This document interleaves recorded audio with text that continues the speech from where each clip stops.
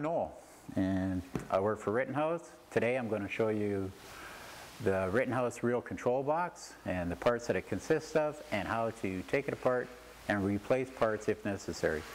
This is the control box here for the reel. This is one of the major components is push button.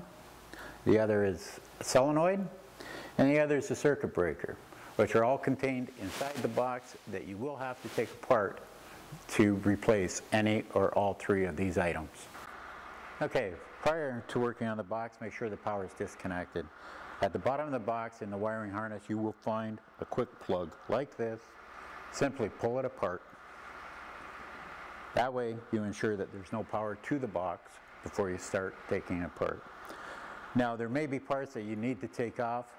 With this being bolted to the reel, you need to reach inside the reel, undo these two nuts that hold it to the reel, and slide it off the reel. Then we can go ahead, open up the box,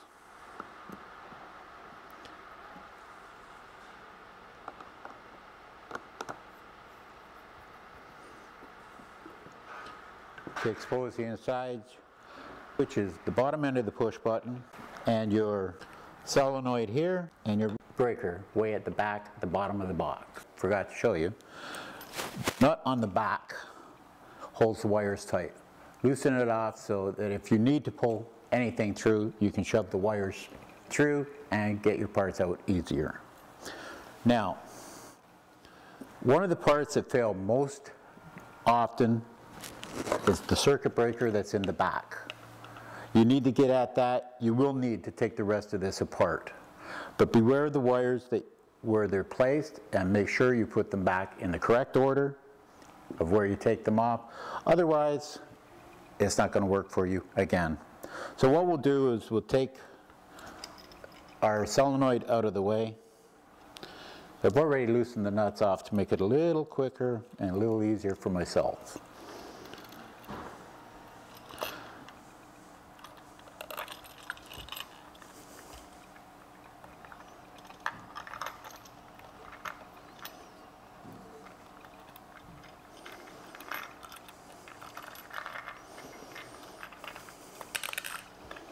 Now that we have the main wires off, we can slide this off to the side. This will expose the circuit breaker inside, which contains 3/8 nuts that hold the wire in place. You'll need a nut driver with a hollow shaft to go down over top and take them off. Now that you have them loosened, you use your thumb and let the nuts drop off.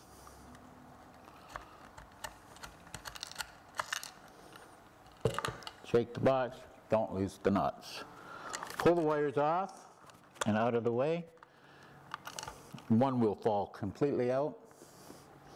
Now, what holds the circuit breaker in place is another nut and a screw, which you'll need to hold on to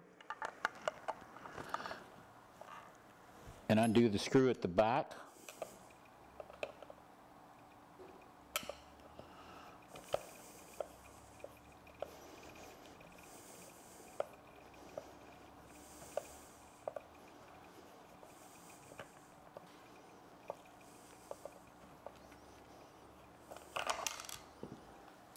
And it drops free. Now when replacing a circuit breaker, you'll notice that there's two distinctive posts, one high and one low.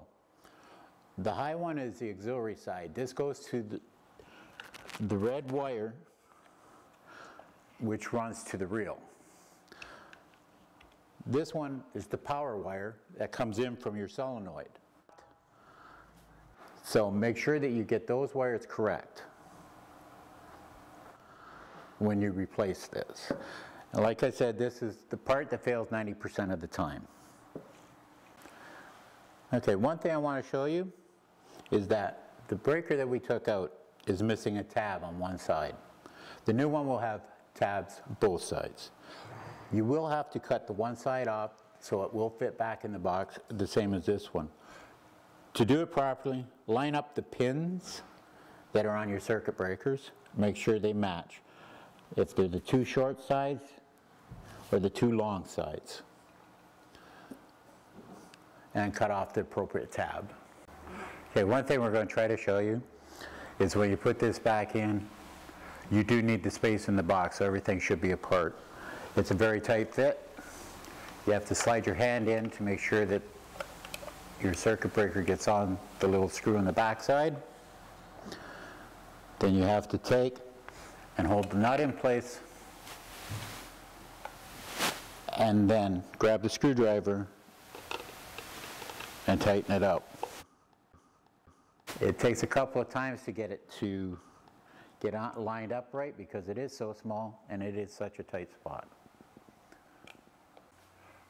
So now that we have it in place, we need to get our wires back on and in place. So the red wire is the one to the reel. It obviously goes onto the long auxiliary post.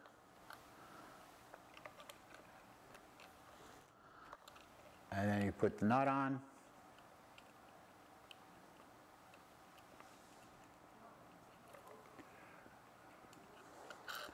A few spins with your fingers so it gets down.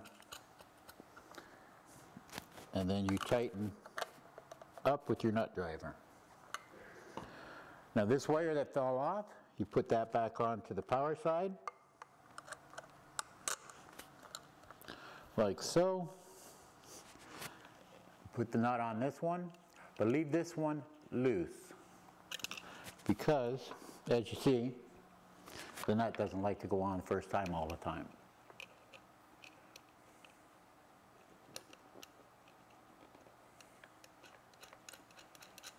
Okay, so you leave this one loose, so when you have to hook it back up to the solenoid, we don't have any problems. We can move it wherever we want because we can always tighten this up because there is enough clearance for the nut driver to get down past the solenoid.